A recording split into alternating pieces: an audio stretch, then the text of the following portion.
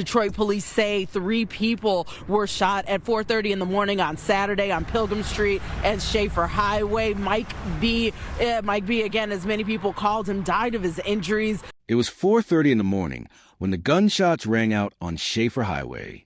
Not in some back alley. Not in a part of Detroit people avoid.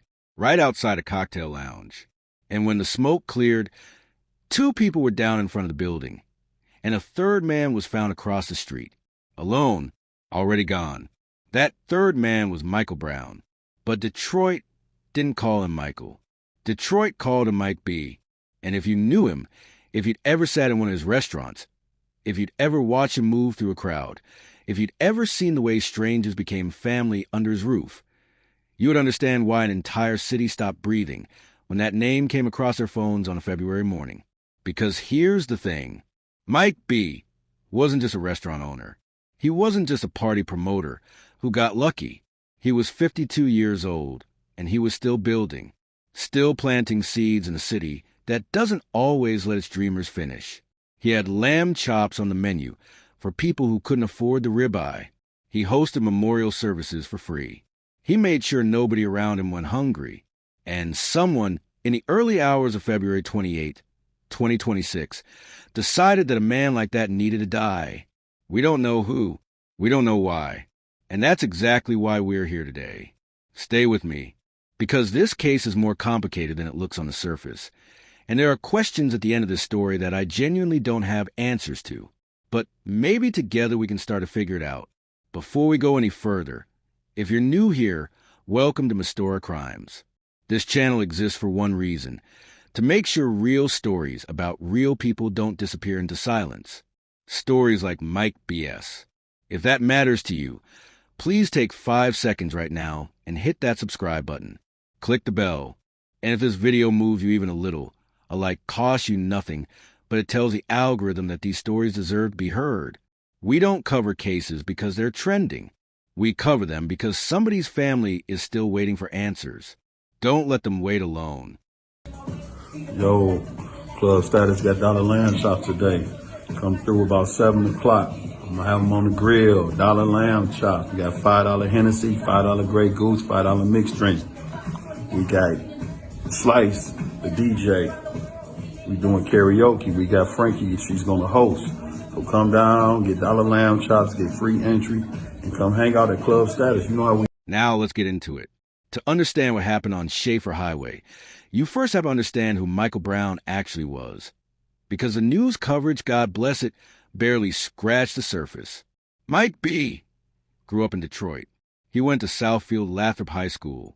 And like a lot of young men in that city who had energy and charisma and nowhere obvious to put, he found his way into nightlife.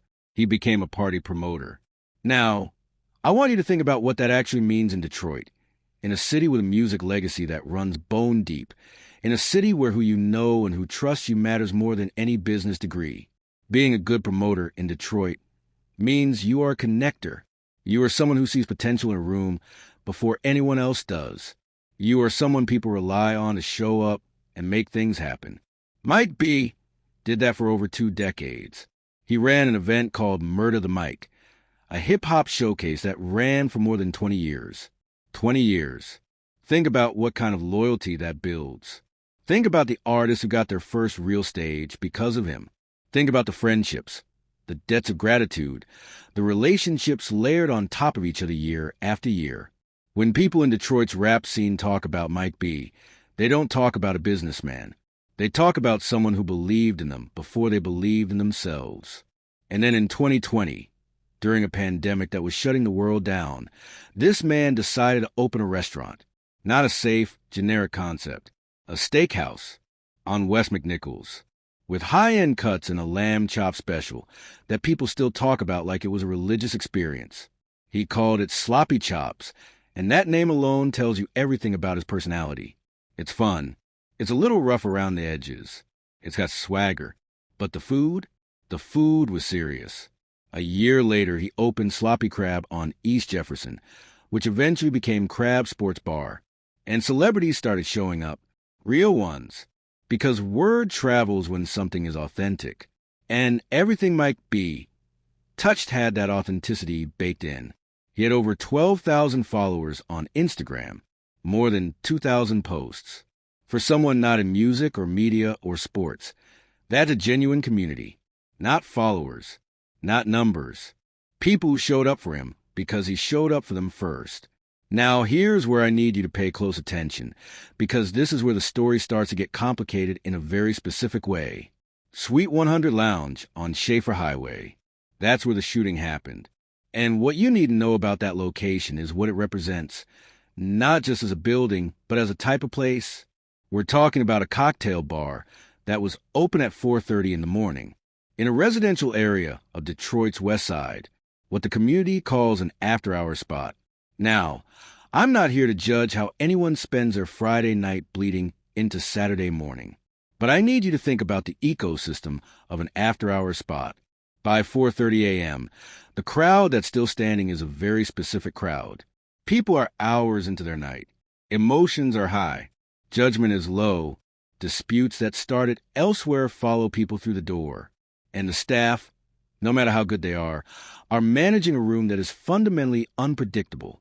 Mike B. was there. That's a fact. 2 other people were shot and survived. That's a fact. And Mike B. was found not in front of the building with the other victims. He was across the street. That detail has stuck with me. Why across the street? Did he run? Was he chased? Was he already separated from the group when the shooting started? Police haven't answered that question publicly. And in the absence of answers, the imagination goes to dark places. What we know from the official police statement is essentially this. 3 people were shot, 1 died. No suspect had been identified. No arrests have been made. That's it. That is everything law enforcement has been willing to share publicly as of the time this video was recorded. No surveillance footage mentioned. No witness accounts released. No description of the shooter. Nothing. And that silence, that vacuum, is exactly where rumors and theories grow. Some people in Detroit are talking.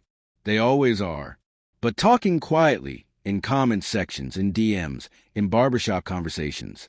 Because in a city like Detroit, you don't always go on camera with what you think you know. Let me tell you something about the psychology of this case that I find genuinely unsettling. Mike B. Brown was universally beloved. I don't say that lightly. I've covered enough cases to know that everybody loved him is one of the most common things people say after someone is killed. And sometimes it's true, and sometimes it's grief doing what grief does, soften the edges of a complicated person. But in this case, the evidence for it is overwhelming. His social media wasn't a curated highlight reel of someone performing happiness. It was posts about losing friends and choosing love anyway. It was pictures of his kids at prom. It was calls to action for his community. You know, I can tell you that I did speak with a few people, but there were messages upon messages online pouring out of love and memories and thank yous of Michael Brown, who owns Sloppy Chops behind me. They're getting the message of his death rocking the community all throughout Detroit. Very well loved, respected.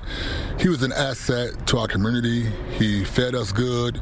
He even went past food to do community service and to help community organizations and people.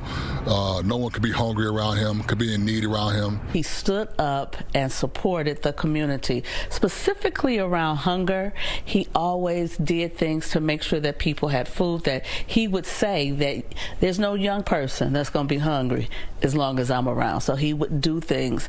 And then I remember either it was last year or the year before last that there was a tragic thing that happened at one of his restaurants, and he was just there 10 toes down for that person and that family and that community. Be hungry around him. No one could be in want. Just had a very genuine gentleman personality. Just a real Detroit. Loved him. He was a real Detroiter who was about people, community, and about uplifting life. Maya Jones wrote on Facebook after his death, "Why would anyone kill Mike B? This man hosted my mother's memorial service for free, out of the kindness of his heart. That kind of testimonial doesn't come from a complicated figure. That comes from someone who, by all available evidence, spent his life giving more than he took. So then the question becomes, if this wasn't personal, if this wasn't some targeted act of revenge or rivalry, then what was it? Was it random? Was Mike B. simply in the wrong place at the wrong time? Was he caught in something that had nothing to do with him? Or was there something about that specific night, that specific location, that specific 4:30 a.m. moment that we don't yet understand? Because here's what true crime teaches us over and over again. The victim's character doesn't always predict the circumstances of their death. Good people get caught in bad situations. And sometimes they get caught because of proximity to something or someone dangerous, not because of who they are, but because of who else was in the room. I'm not accusing anyone. I want to be very clear about that. But I do think that question deserves to be asked openly, because it's a question that investigators are almost certainly asking behind closed doors right now. There's one more layer to this story that hasn't gotten enough attention, and it goes beyond Mike B. himself. After the shooting, New Era Detroit, a prominent community activist group, went public with a demand. They called on the city of Detroit to implement ordinances restricting how late businesses can operate in residential neighborhoods. Pastor M.O. Hardwick, who knew Mike B. personally and spoke at multiple vigils, backed him up. He said, and I'm paraphrasing here, that an ordinance is coming and the community is going to make sure of it. Now think about what that means. A man is dead, his family is grieving, and the immediate civic response is a conversation about zoning law and business hours. That tells you something. It tells you that Mike B.'s death didn't happen in a vacuum. It happened at the intersection of nightlife culture, residential community tension, and the very real dangers that exist in that overlap at 4 a.m. Detroit has long had a complicated relationship with after-hours venues. They provide community space, economic activity, and cultural gathering grounds, especially in predominantly black neighborhoods where other entertainment infrastructure has historically been underinvested. But they also attract conflict. They attract people who've been drinking for hours. They attract the kind of low-visibility, high-tension moments that can turn lethal in seconds. Mike B. understood that world better than most. He'd been moving in it for 30 years. And yet, there he was, across the street, not breathing. So what does that tell us? Does it tell us the system failed him? That a city that allowed this kind of venue to operate until 4:30 a.m. without adequate safety infrastructure bears some responsibility? Or does it tell us that no amount of systemic awareness protects you when a gun enters the equation? Or maybe, and this is a question that haunts me most, does it tell us that something happened inside that bar that night, something specific, something triggered, and we just haven't been allowed to see it yet? As of right now, there are no suspects. There is no motive on record. There is no arrest. There is just a family without their father, a city without one of its builders, and a case that is very much still open. If you know anything about what happened outside Suite 100 on February 28, 2026, please contact Detroit Police Department Homicide Unit or submit a tip anonymously through Crime Stoppers at 1-800-SPEAK. Up. Real information from real people is how cases like this get solved.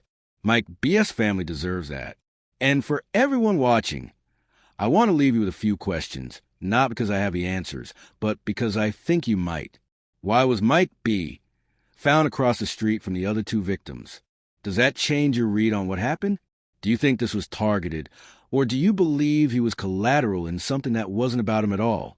And what does it say about us, about our communities, our cities, our systems, when a man who spent decades feeding people and building culture gets taken out in the dark before the sun comes up? Talk to me in the comments.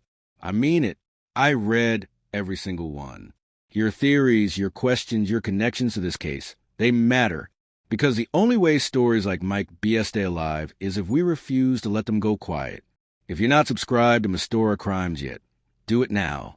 This channel is built on exactly these kinds of stories. The ones that deserve more than a 2-paragraph news update. The ones where a real person is behind the headline. Hit subscribe, hit the bell, and share this video with someone who should know Mike B.'s name, because he deserved better. And the least we can do is make sure the world doesn't forget him.